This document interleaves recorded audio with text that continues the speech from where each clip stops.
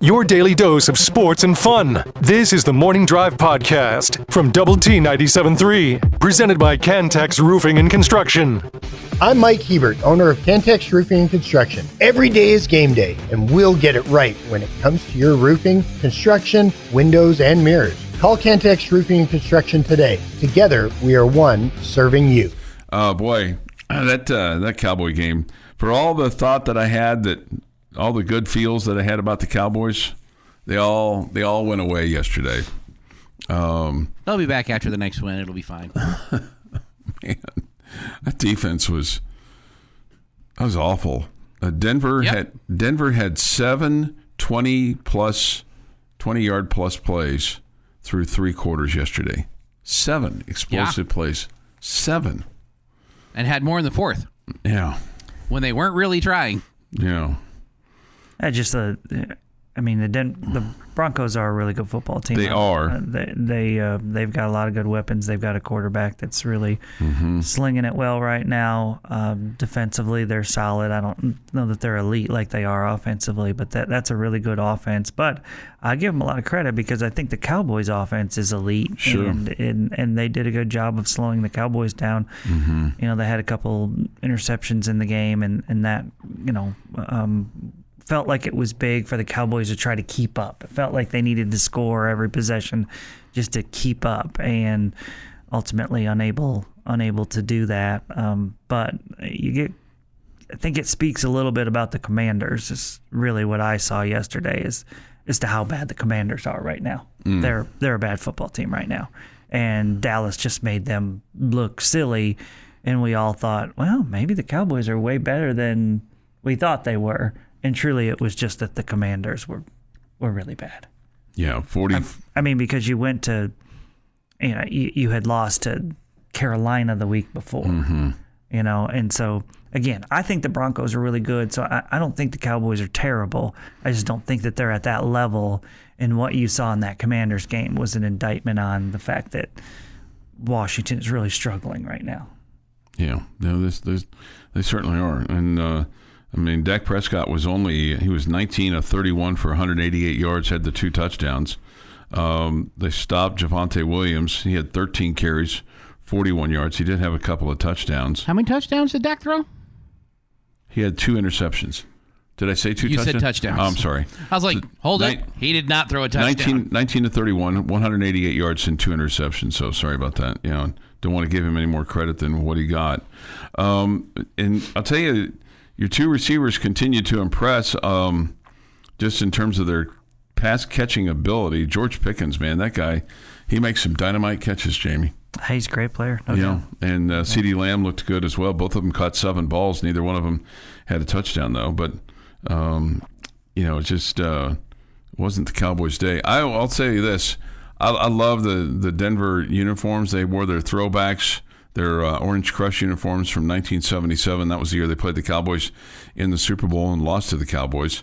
And they had the big D on the side of the helmet, the blue helmet. I think those look really, really sweet. Man, if I were a Denver fan and I were living in Denver and on Bronco 97.3, I'd be. Don't be that guy. Don't be that guy. I'd be clamoring for that. It's nice. It's beautiful. It's gorgeous. It's their logo. It's their throwback. Yeah. Don't be that guy. It used to be their original, but now because if you go back to it, then you only have the one logo. Yeah. Do we see the parallel lines I'm drawing here? Yeah. I don't think you do. Yeah. So that one. That's the parallel line I'm drawing. The one behind you. Okay. That's on may or may not be also on my shirt. Yeah, I got you. It's beautiful. It's gorgeous. We love it. Yes. It's ice cream sundae. We still need steak and potatoes. Okay. Don't get rid of the steak and the potatoes because you just want to eat ice cream sundaes. Another coach fired yesterday. Brian Kelly out at LSU. They only owe him $54 million. It used to be we'd talk about like in free agency with whether it's baseball or baseball primarily, maybe football too to a degree, but those contracts weren't guaranteed. Where we talk about, man, somebody's just got to talk to these owners and talk some sense into them. Maybe now it's somebody's got to get a hold of these college presidents and athletic directors and people that make these decisions and talk some sense into them, because I just don't think moving forward you're going to see 7 and 10-year agreements with, guaranteed money that's going to have the amount of money that, whether it's, Brian Kelly or any of these other guys have been getting, Jamie. But for all the talk that, and we've said this, I think I've said this every week for the last 3 or 4 weeks, for all the talk that college sports needs more money, we're sure handing out an awful lot of money to guys to not work. Yeah, the people that are doing that, I don't think are struggling, though. Yeah, you're probably right. I don't think Penn State and LSU are struggling for funds. Probably not, but they're. Maybe I don't know who to make the equal here. I mean, maybe Texas Tech or TCU wouldn't be able to drop the $54 million and be okay with it. Okay, but Penn State and LSU are on a different level when it comes to financial backing over the course of many years, and the financial backing that they also get in the SEC and the Big Ten. Yeah, but man, it's going to be wild with all these jobs that are open. I mean, you've got Florida that's open, you got LSU that's open, you got Penn State that's open, you've got Oklahoma State that's open. Man, it's nuts, and there'll be more fallout, and then there'll be coaches that will get and deserve and command raises to say, well, I'm not going anywhere, I'm going to stay here, but well, I sure need a little more security to stay here, because they're offering me a whole lot of security at Arkansas or wherever else they're open, even Stanford or Colorado State for that matter, UCLA. It's just nuts. And here we are. We're not even out of October yet. Mm-hmm. And and teams that were in the top 10, like LSU and like Penn State, number 2 in the country, at the start of the season, preseason top 25, have already fired their coaches. It's hard to make sense of that, of how thin that margin is for success and failure, and when you're coaching at that level. Your daily dose of sports and fun. This is the Morning Drive Podcast from Double T 97.3, presented by Cantex Roofing and Construction. Is Monday, the final Monday in October the 27th, 2025. With this day in sports history, here is Jeff McGuire. Starting in 1963, Detroit Red Wings right winger Gordie Howe scores his 544th career goal in a 6-4 loss to the Montreal Canadiens, tying Maurice Richards' all-time NHL regular season record. Richard. It's Richard? Maurice Richard, yeah. Well, I'm going to call him Richard. Okay. Richard. Just call him Mo. 1973. Joe Barnes runs for 23 times and 173 yards and a touchdown. Larry Isaac scores twice as the number 18 Texas Tech Red Raiders beat SMU 31-14. Nice. 1980. Houston Astros owner John McMullen replaces GM Tal Smith with Al Rosen. 1985. World Series.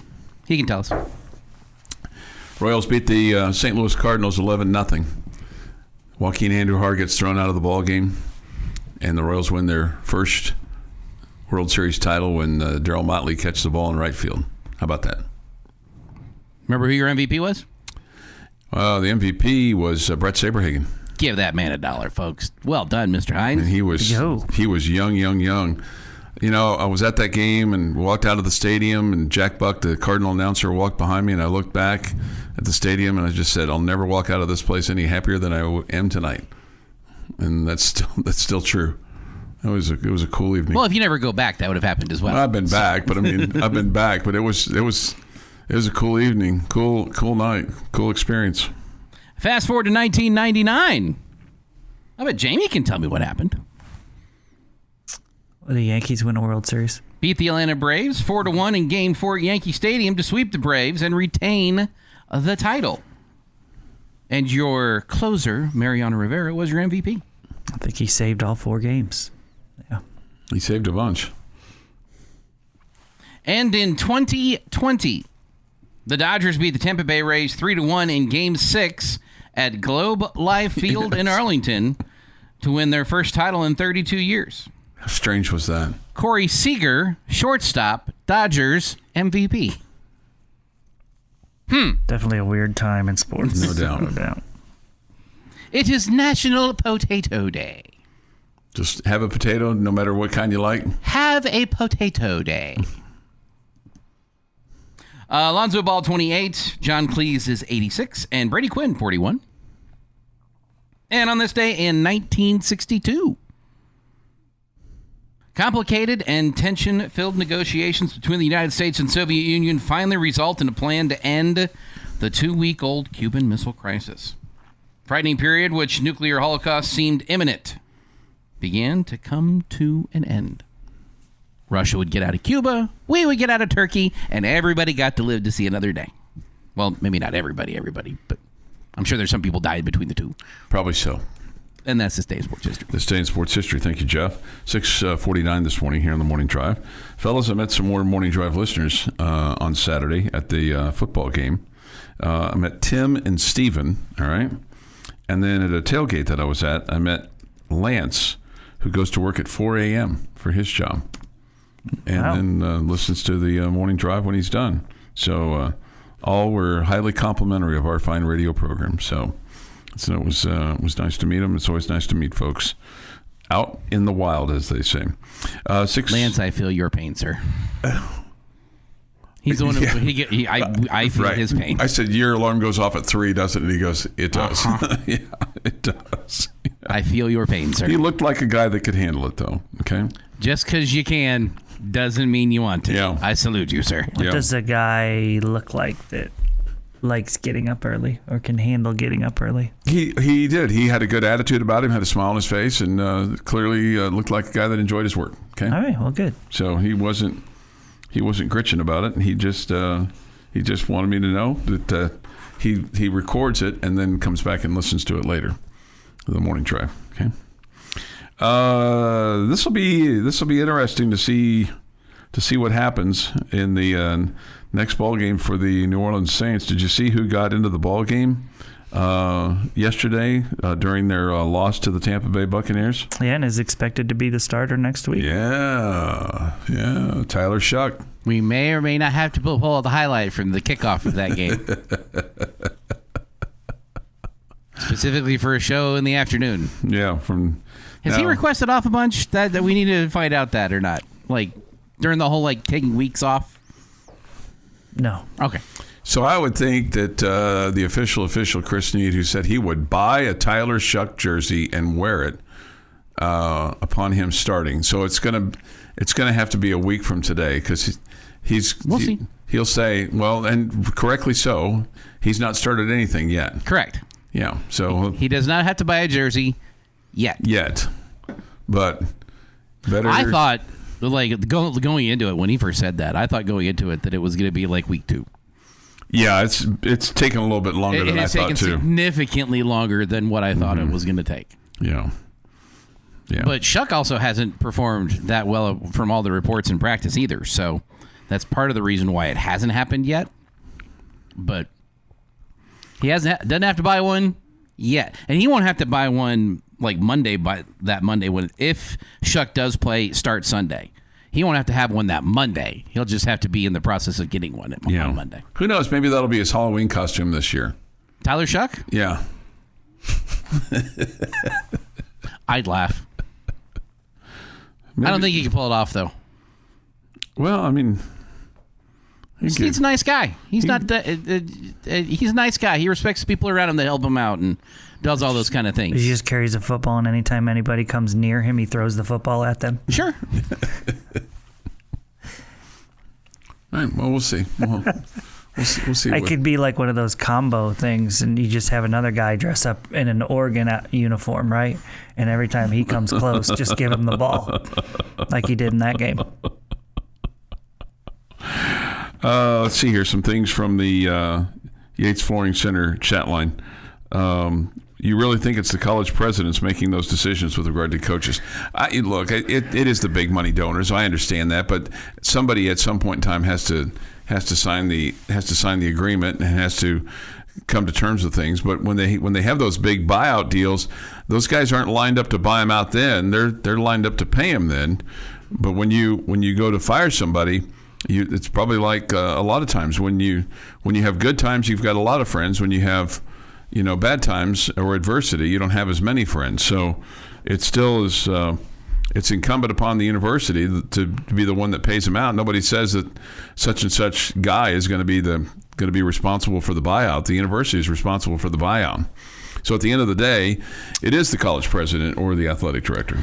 Yeah, but sure, I think we've heard plenty of times where the donors have said, Sure. hey, we want this guy gone, and the athletic department said, okay, well, we're going to need your help financially. We're going to need your help financing it, and right. the donors Yeah. are like, we're good, we'll help. Yeah, I'm not make naive him go to that. away. Yeah. Yeah. But still, I mean, you just I do wonder, and as we've kind of evolved here over the last couple of years in college football, and some of these agreements were made before these, the guaranteed money for the players and the name, image, and likeness stuff, and the salary cap and all those things. I do think that some of those things, the length of coaches' contracts will lessen, and the guarantee will lessen because of all the other money factors that you have now built into things.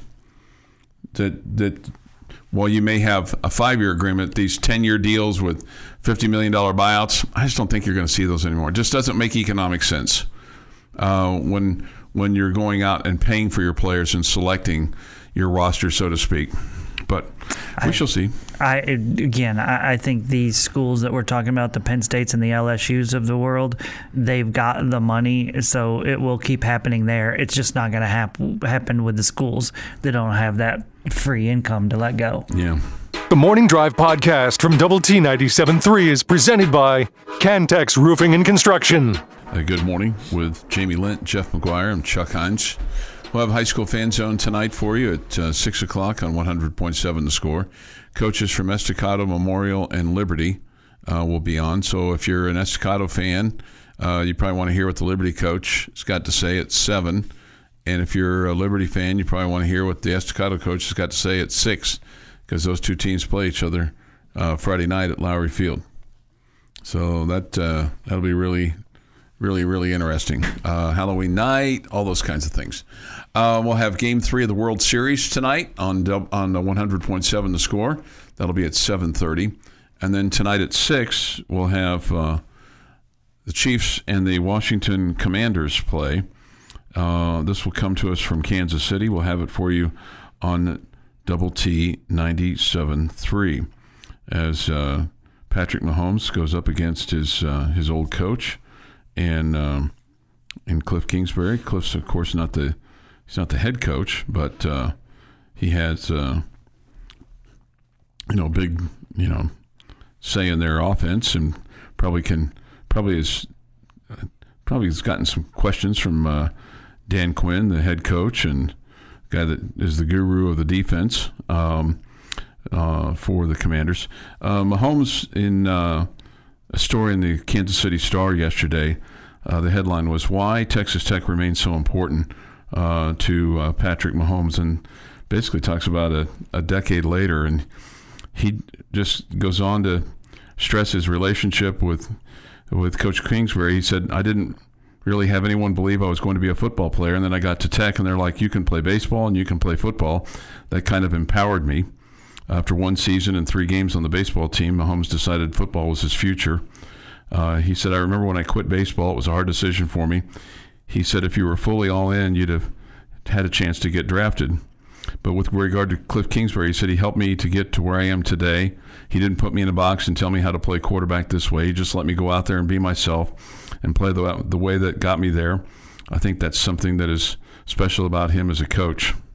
And then what Matt Nagy said, he's the Chiefs offensive coordinator, what Cliff did with Pat was use his strengths and just gave him confidence. Just go cut it loose, and it's okay if you make a mistake. So, and Mahomes has never forgotten that. He's never forgotten what Kingsbury did for him and what Texas Tech did for him, and continues to, provide Texas Tech with support, not only financially but also just emotionally with his fandom and just his public support too. So it's really cool. It's not something you see a lot of professional athletes do, especially at his level, which is the face of the NFL. Just not really ever seen that before. In my opinion, he's remarkable in that regard. No, it's good. It's a positive thing. He's a good guy, and good to see that he doesn't forget where he came from. Okay, let me ask you this. I had this written down from yesterday when I was thinking about today. What did you like about Saturday for Texas Tech? What did I like? I thought your defense looked really good. You didn't allow them to score any points.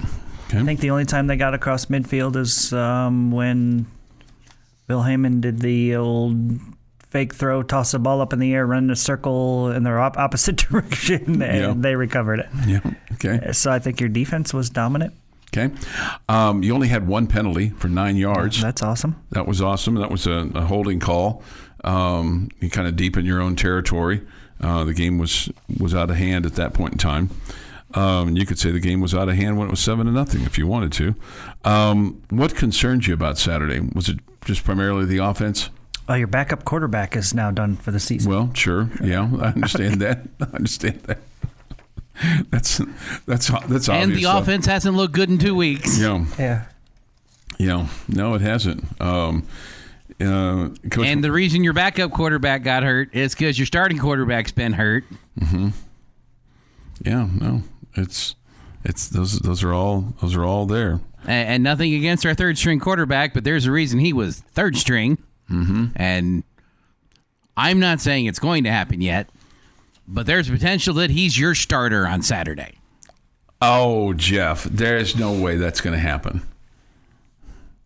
So we just won't have a quarterback then? No, Mitch Griffiths is going to be your backup quarterback, and Baron Morton's going to be your starting quarterback on Saturday, barring him tripping and falling and doing something, getting into a car accident, God forbid, or anything along those lines.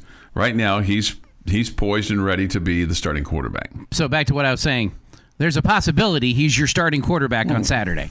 Sure. There's a possibility somebody else could be sitting here tomorrow morning, too. There's a possibility, not a very likely possibility, somebody will be sitting in your chair because we need you to be as healthy as you can be because we need you here. I can make a phone call. Brandon can work tomorrow. Okay. But you don't have any qualms about Baron Morton starting on Saturday, do you? I have no questions whatsoever. Yeah. I mean, I saw Baron moving around on the sideline, jumping up and down. Yes. I saw him warming up. Yes. I've heard reports that he was darn near healthy enough to play against Arizona State. There is nothing in my mind that said that if this wasn't Oklahoma State last weekend, that he wouldn't have started last weekend. And it feels like every report you hear says that to be true. So I have no questions whatsoever that Barron is going to start the game. Yeah. Somebody says, I mean, when he's running up and down the field, yes, hopping up and chest bumping and landing awkwardly and being absolutely fine, that showed me enough that they're not even nervous right now about that leg. Yeah, I mean, he had his helmet. He was ready to go in at any given notice. If Mitch Griffiths had gone down, but we'll let you kind of think what you want to think. Somebody says, Jeff, can you stop? Literally, you're just making up stuff now. There's a big, giant jug of Baron Morton Kool-Aid that I want to be drinking right now. Until I see him back on the field, I am not touching a drop of it. Okay. Other scores from the Big 12. Note to self: do not ask Jeff about the quarterback situation. Okay. We'll stay away from that. We got that. Yeah. The other games from the Big 12 on Saturday, BYU wins over Iowa State 41-27. Iowa State had an early lead.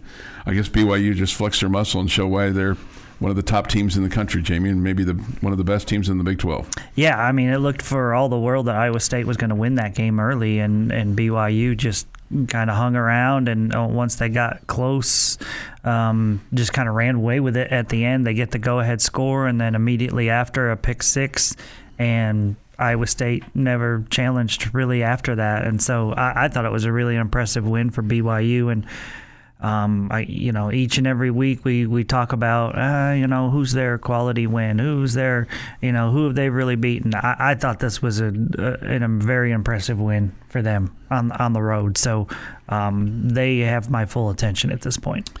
And how about Cincinnati? They take down Baylor 41-20. They remain undefeated in the Big 12.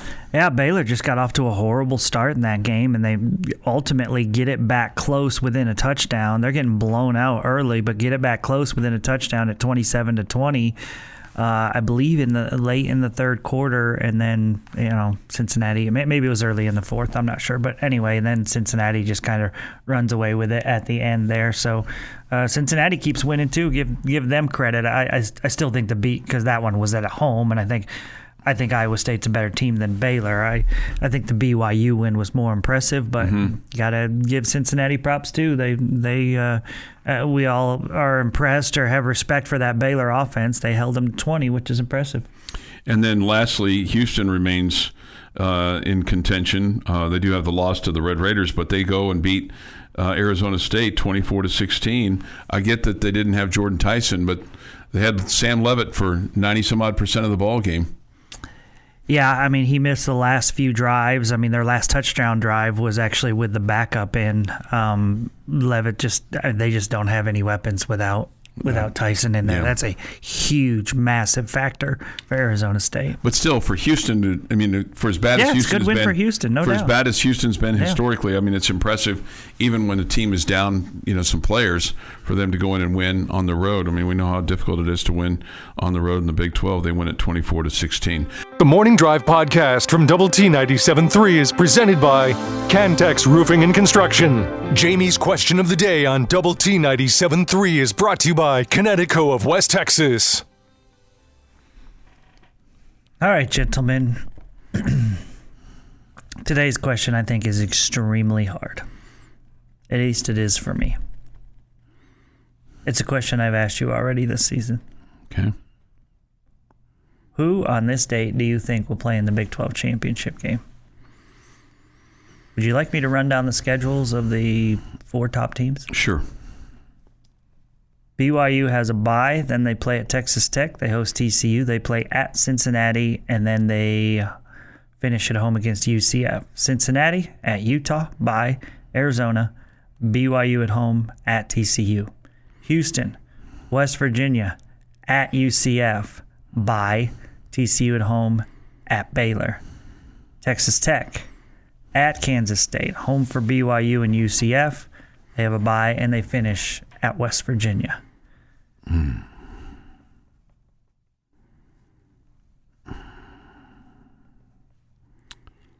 So basically, the contenders in you're eliminating Utah from. I'm eliminating teams with 2 teams at this point. I wouldn't with 2 losses or 2 losses at this point. I'm not I'm really not completely eliminating them. Mm-hmm. But those are the top 4. If you want to add somebody, you are more than welcome. No, I think the only way that teams I think K-State could play their way back in with a win. Utah gets kind of back into play if Tech loses to K-State.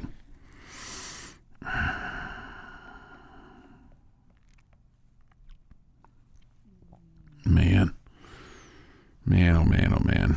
I think Cincinnati's going to end up with a couple of losses, including this week and BYU. So that's gonna eliminate them. I'm starting to get concerned about Houston. And Houston, like you said, they're down the stretch. It's pretty pedestrian for them with West Virginia, UCF, TCU, and Baylor. So I'm gonna say it's gonna be Houston and BYU, Jamie. Okay. As we sit today,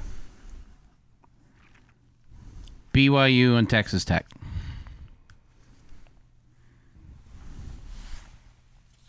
As we sit today. I think Arizona State's going to take some more losses. I don't think Houston is going to run the table.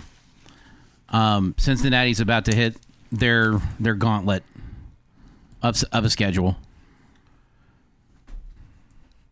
I think it will be BYU and Texas Tech. If Texas Tech loses this weekend, I won't care who's playing in the Big 12 championship game.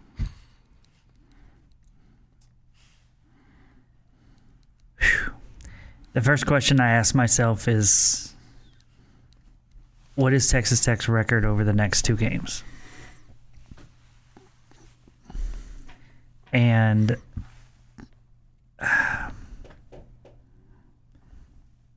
I think you could still go 1-1 and still get in if you win the correct game. I think it's going to be Texas Tech and Cincinnati in the Big 12 championship game. You absolutely have to beat BYU. BYU has to play at Tech and at Cincinnati. I think BYU is really good, but those are 2, I think, tough road games for them. I don't think they're going to win both of them. I think Texas Tech has to have that game with BYU. I think you can survive with a loss to K-State this weekend. I think you absolutely have to beat BYU. But Just a lot of different things have to happen for you to get in with 2 losses. Mm-hmm. Yes, absolutely. Yeah. But it feels like you need to pull BYU back to the pack if you were to lose. Yeah. Either way, you need to pull them back to the pack because they're currently undefeated, and they're going to be when they face you because they have a bye this week.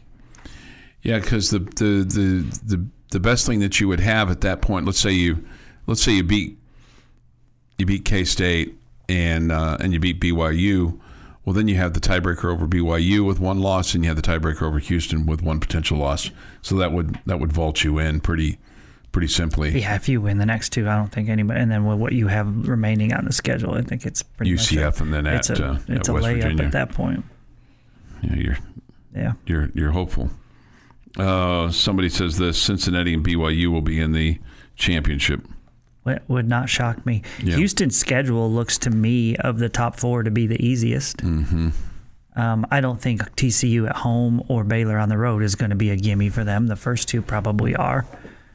So they're going to go into the last 2 weeks of the season. Houston is with a shot to get into the Big 12 championship game. I'll be at 6-1 in conference play.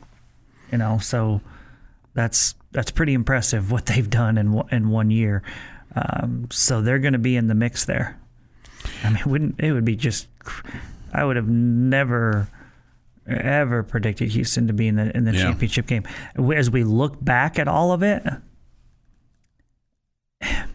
This past weekend was a big win for them, right? Arizona State, sure, defending conference champ. Mm-hmm. They were inside the top 25, but barely inside the top 25. Okay, so they're missing their do-it-all superstar wide receiver. It was Arizona State. Their quarterback was not great in the game. He left the game early, yada, yada. It was a perfect storm for Houston on Saturday. But their most impressive win of the season, right? Okay, in Big 12 play, would you agree with that? Yeah.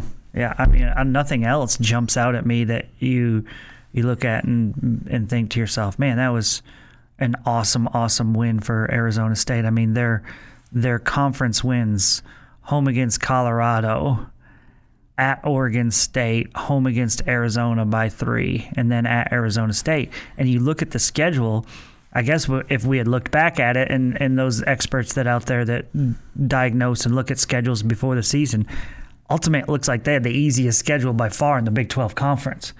Because if that win last weekend was their most impressive, and that was a banged-up Arizona State team, and we just talked about them probably having the easiest schedule left, sounds like it really worked out well for Houston this year as far as the scheduling goes. Yeah. But, I mean, for what they were a year ago compared to where they are now, really impressive job done there. Really impressive.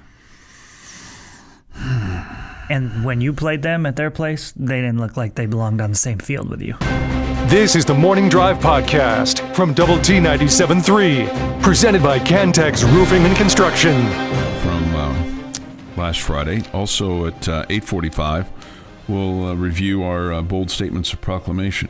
Okay? So I don't know if anybody got anything correct on that, but I'm certain that we went 6 for 6. This from Syntax Inc. Good morning, gents. I'm trying hard not to be perpetually pessimistic, but as a longtime Red Raider fan, I'm just used to us almost, in quotes, winning it all. Hopefully this year we can break through. We break through. Mm-hmm.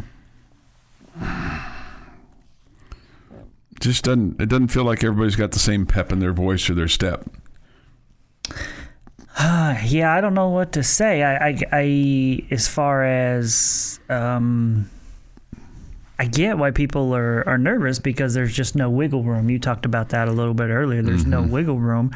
I also get why we have a reason to be confident, and that is because when Baron Morton's been your quarterback, you've not stepped onto the field with anybody that looked like they were good enough to beat you when you have a healthy Baron Morton at quarterback.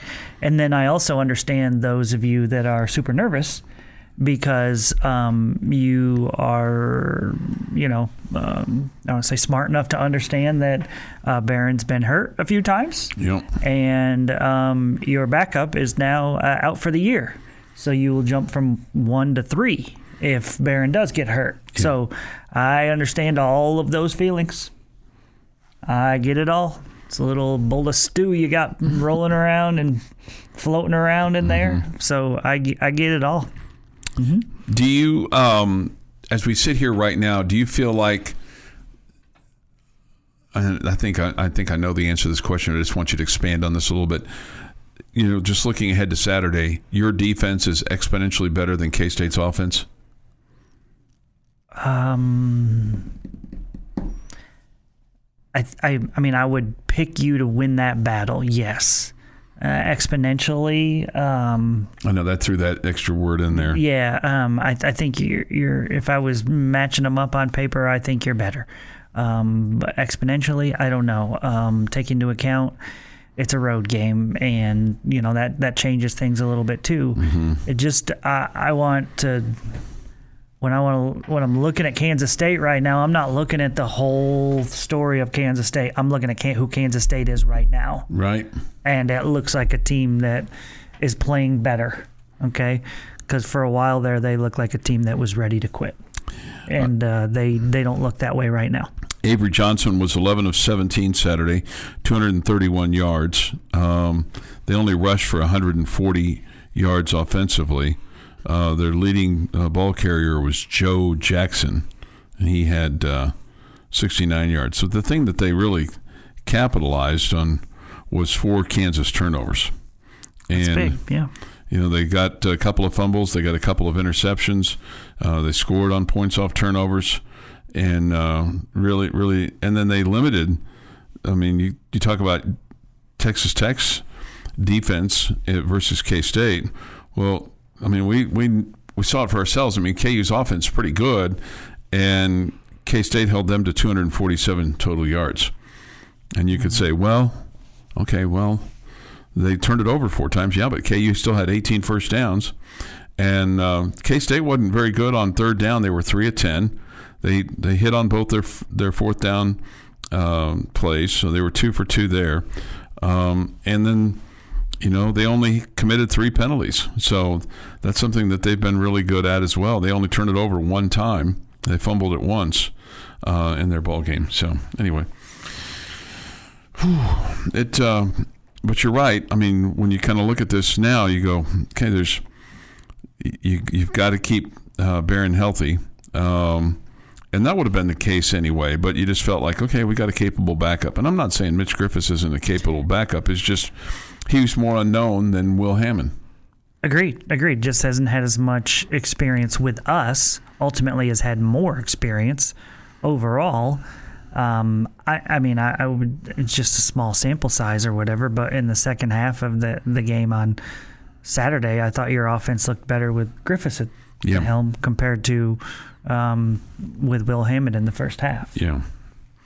If folks would learn to temper their expectations and not drink Kool-Aid, all the Kool-Aid on the radio/Twitter. Oh, it's the radio and the Twitter. They could still be enjoying a really good season.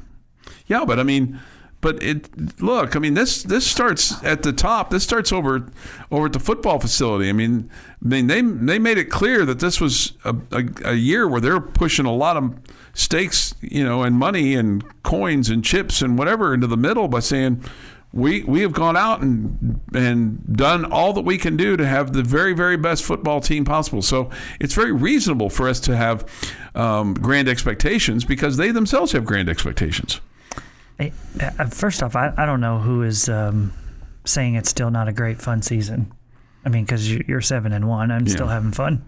Yeah, I mean, it's fun to be in these conversations. Sure, you did just also beat the crud out of Oklahoma State. Yeah, beat a That's team, always fun. that you don't really like. So that's also fun. I mean, as far as I don't know, Chuck, there you kind of acted like we should blame it on the coaches or the team for putting together this great team. We should blame it on them for getting our hopes up. No, you're allowed to think for yourself. Yeah, no, I'm not saying that. I'm just saying that we there's a lot. It's not just people that are listening to the radio or on Twitter. It's like everybody had big expectations. It's nobody's fault.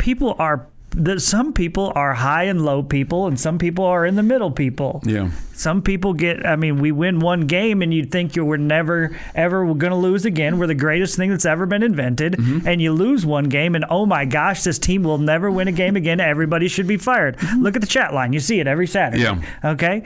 That's just how people are. Mm-hmm. It's not anybody's fault. It's their own fault for the way they are. Yeah. Okay? And this texter is saying, maybe not be that person that thinks gets so high too fast. I don't think there's a reason. I'm still not at the point where I'm thinking you shouldn't be high on this team. Mm-hmm. Again, when Baron Morton is your starting quarterback, you've not stepped on the field with anybody this year that looks like they can play with you. That's true. Okay? I mean, the truth of the matter, right? Mm-hmm. You got two good teams coming up on your schedule. One that you are way more talented than in Kansas State, and one in BYU that looks like a really good football team that you're playing at home. It's there for you. Nothing's gone. It's there for you. Win those two games and you're in great shape. Yeah, just all you have to do is take care of your own business, right? You don't have to rely on anybody else. This has been the Morning Drive Podcast, presented by Cantex Roofing and Construction. Check out our library of Double T 97.3 podcasts at doublet97.3.com.